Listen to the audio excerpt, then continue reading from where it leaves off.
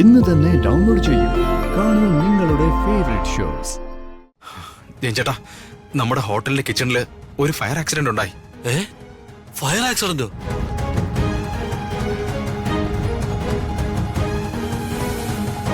അതെ ഏട്ടാ, ഗ്യാസ് ലീക്കായി പൊട്ടിത്തെറിച്ചതാ. എന്നിട്ട് നമ്മുടെ കുക്കിനും ജോലിക്കാർക്കും ഒക്കെ പരിക്കുകളുണ്ട്. നമുക്ക് മോളുടെ താല്പര്യം എന്താണെന്ന് ആ പയ്യനെ പറഞ്ഞ് മനസ്സിലാക്കാം. ഇന്നത്തെ കാലത്തെ പിള്ളേർക്ക് കാര്യങ്ങളൊക്കെ പറഞ്ഞാൽ മനസ്സിലാവുന്ന എനിക്ക് തോന്നുന്നേ. മോളെ കണ്ടപ്പോ ആ പയ്യൻ ഇഷ്ടായി. മോളുടെ വിവാഹം മുടങ്ങിയെന്ന് കണ്ടപ്പോ അവൻ അവന്റെ ഇഷ്ടം തുറന്നു പറഞ്ഞു. മോളെ വിവാഹം കഴിക്കാന്നും പറഞ്ഞു. മോൾ ആ പയ്യനോട് മോളുടെ മനസ്സിലെ കാര്യങ്ങൾ തുറന്നു പറഞ്ഞ ആ റോഹന് കാര്യങ്ങൾ മനസ്സിലാവും. മനസ്സിലാകുമായിരിക്കും അല്ലേ ചെറിയമ്മേ? മോൾ എന്തിനാ ഇങ്ങനെ പേടിക്കുന്നേ? വിവാഹം മുടങ്ങിയ സാഹചര്യത്തില് പ്രതാപേട്ടനും ഇത്തിരി കൺഫ്യൂഷനിലായിരിക്കും. ആ കൺഫ്യൂഷനൊക്കെ മാറുമ്പോ ചേട്ടനോട് മോളൊന്ന് സംസാരിച്ചാ മതി. മോള് പറഞ്ഞ പോലെ കുറച്ചു നാളുകൂടി വീട്ടിൽ നിന്നിട്ട് മതി വിവാഹം എന്ന് പറയേ. അല്ലെങ്കിൽ മുന്നോട്ട് പഠിക്കണമെന്ന് പറയേ. ഞാൻ അങ്ങനെ സംസാരിച്ച് നോക്കാൻ ചെറിയമ്മേ. കണ്ടില്ലേ, ഇത്രയേ ഉള്ളൂ പ്രശ്നം. അതിനാണോ മോൾ ഇത്രയും ടെൻഷനായേ? മോളെ, മോളുടെ ജീവിതത്തിലെ ഏറ്റവും വലിയ വിഷമായിരുന്നു പ്രതാപേട്ടൻ മോളോട് കാണിച്ചിരുന്ന അവഗണന. അതിപ്പോ മാറി. ചേട്ടൻ മോളെ കുറിച്ച് ചിന്തിക്കാനും മോളെ സ്നേഹിക്കാനും പരിചരിക്കാനും തുടങ്ങി. മോളുടെ കാര്യത്തില് ചിലപ്പോ പ്രതാപേട്ടൻ വേഗത്തിൽ തീരുമാനങ്ങളൊക്കെ എടുത്തേക്കാം. പക്ഷെ മോൾ അതിനോടൊന്നും ഇപ്പൊ പ്രതികരിക്കാൻ നിൽക്കരുത്. കുറച്ച് സമയമെടുത്ത് മോൾക്ക് പറയാനുള്ളത് ചേട്ടനെ പറഞ്ഞ് മനസ്സിലാക്ക്. ശരി ചെറിയമ്മേ. എല്ലാം ശരിയാവും. മോളുടെ ആഗ്രഹങ്ങളും പ്രാർത്ഥനകളും ദൈവം കേൾക്കാതിരിക്കില്ല. പിന്നെ അമ്പി ചേച്ചിയും ദീപക്കും ഇങ്ങോട്ട് വന്നിരുന്നോ? ഇല്ല ചെറിയമ്മേ. എല്ലാം കൊണ്ട് അവർക്ക് നന്നായിട്ട് നൊന്തിട്ടുണ്ട്. അതിന്റെ ദേഷ്യം ചിലപ്പോ അവര് മോളോടും എന്നോടും കാണിക്കാൻ സാധ്യതയുണ്ട്. മോള് സൂക്ഷിക്കണം. ശരി ചെറിയമ്മേ.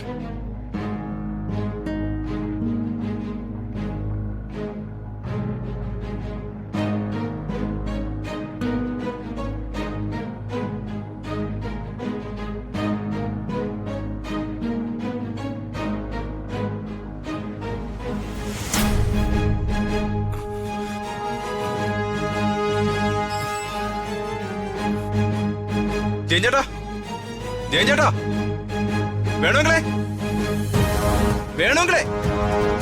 ചേട്ടാ.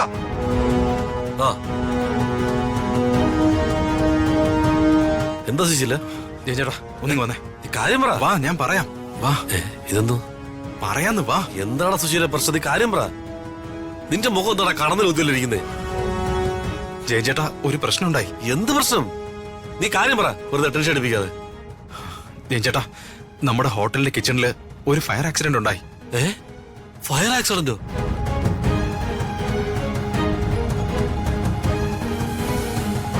അതെ ഏട്ടാ, ഗ്യാസ് ലീക്കായി പൊട്ടിത്തെറിച്ചതാ. എന്നിട്ട് നമ്മുടെ കുക്കിനും ജോലിക്കാർക്കും ഒക്കെ പരിക്കുകളുണ്ട്. എല്ലാരും ഹോസ്പിറ്റലിലാ. കടയാകെ കത്തി നശിച്ചു. ദൈവമേ, എടാ നീ എന്താണ് ഈ പറയുന്നത്? എന്റെ പിടിവിട്ട് പോവാ. നീ വന്ന് നമുക്ക് അങ്ങോട്ട് പോ. വേണ്ട ചേട്ടാ, ഇപ്പൊ അങ്ങോട്ട് പോണ്ട. അത് കത്തി കിടക്കുന്ന കണ്ട ചേട്ടന് സഹിക്കില്ല. പിന്നെ നമ്മളിപ്പോ എന്ത് ചെയ്യോടാ? നിന്റെ കാശ് വല്ല ഇരിപ്പുണ്ടാ? അവരെ ഹോസ്പിറ്റലിൽ കൊണ്ടുവന്നിന്റെ കാശുണ്ടായിരുന്ന? എന്റെ കയ്യിൽ എവിടെന്നാ ക്യാഷ്? നമ്മൾ നടത്തിക്കൊണ്ടിരുന്ന ചിട്ടിയാണെങ്കിൽ ആകെ പൊട്ടിയിരിക്കുക. ചേട്ടൻ അറിയാലോ, കയ്യിൽ ഒറ്റ പൈസ ഇല്ല. ചേട്ടന്റെ കയ്യിൽ ക്യാഷ് ഉണ്ടോന്ന് അറിയാനാ ഇങ്ങോട്ട് വന്നത്. എടാ, എന്റെ കയ്യിൽ എവിടുന്നാ കാശ്? മുഴുവൻ കാശ് നിന്റെ കയ്യിലല്ലായിരുന്ന? ചേട്ടാ, ഞാനിപ്പോ എന്ത് ചെയ്യാനാ? ഹോസ്പിറ്റലിൽ കുറച്ചധികം ക്യാഷ് ആവും. 4 പേരാ നല്ല കാര്യമായിട്ട് പരിക്ക് പറ്റി ഹോസ്പിറ്റലിൽ കിടക്കുന്നത്. ദൈവമേ, ഞാനിനി എന്ത് ചെയ്യും?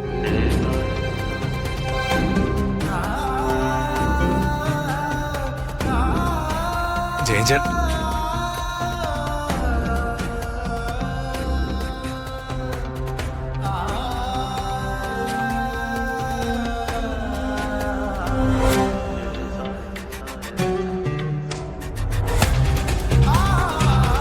എന്തു പറ്റി ചേട്ടാ?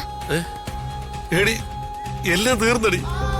നമ്മുടെ ലീസിനടുത്ത് നടത്തിക്കൊണ്ടത് ഹോട്ടലിലെ ഫയർ ആക്സിഡന്റ് ഉണ്ടായി. ആകെ പ്രശ്നമായി. അത്യാവശ്യമായിട്ട് കുറച്ച് കാശ് വേണം. കാശോ? അതെ. എടി അച്ഛനോട് ചോദിച്ചെന്തേലും ഉണ്ടാവോ? എവിടെ നിന്ന് അച്ഛൻ്റെ കാശൊന്നും ഉണ്ടാവില്ല. സുശീല, നമ്മളിൽ എന്ത് ചെയ്യടാ? ജയൻ ചേട്ടാ, എത്രയും പെട്ടെന്ന് ഒരു 8 ലക്ഷം രൂപയെങ്കിലും വേണം. 8 ലക്ഷം രൂപ? എടാ ഞാനിപ്പോ എവിടെ പോയി ഉണ്ടാക്കാനാ? ജയൻ ചേട്ടാ, ഞാൻ കൂട്ടിയ കൂടില്ല. ജയൻ ചേട്ടാ, ഫയർ ആക്സിഡന്റ് ഉണ്ടായത് നമ്മൾ കട നടത്തുന്ന ഓണേഴ്സിന്റെ അശ്രദ്ധ കൊണ്ടോ മറ്റോ ഉണ്ടായതാണെന്ന് വാർത്ത വന്ന പിന്നെ പ്രശ്നമാവും. നമുക്ക് എത്രയും പെട്ടെന്ന് അവരുടെ ചികിത്സയ്ക്കുള്ള പൈസയും കൊടുത്ത് നമ്മുടെ ഭാഗത്ത് തെറ്റൊന്നുമില്ല എന്ന് പ്രൂവ് ചെയ്ത് അത്യാവശ്യം കൊടുക്കേണ്ടവർക്ക് എന്തെങ്കിലും കൊടുത്ത് തീർത്തു കഴിഞ്ഞാൽ ഈ പ്രശ്നം ഒതുങ്ങിപ്പോവും. അല്ലെങ്കിൽ ഇത് നമ്മുടെ കയ്യിൽ നിൽക്കില്ല. ദൈവമേ, ഇതെന്ത് അവസ്ഥയാ? ഒന്ന് പച്ച പിടിച്ച് വന്നതായിരുന്നു, വീണ്ടും. ജയൻ ചേട്ടാ, ടെൻഷൻ ആവല്ലേ. എന്തെങ്കിലും ഒരു വഴി ഉണ്ടാക്കാം. ശ്ശെ, എന്ത് വഴി ഉണ്ടാക്കാനാ? കാശിന് കാശ് തന്നെ വേണ്ടേ?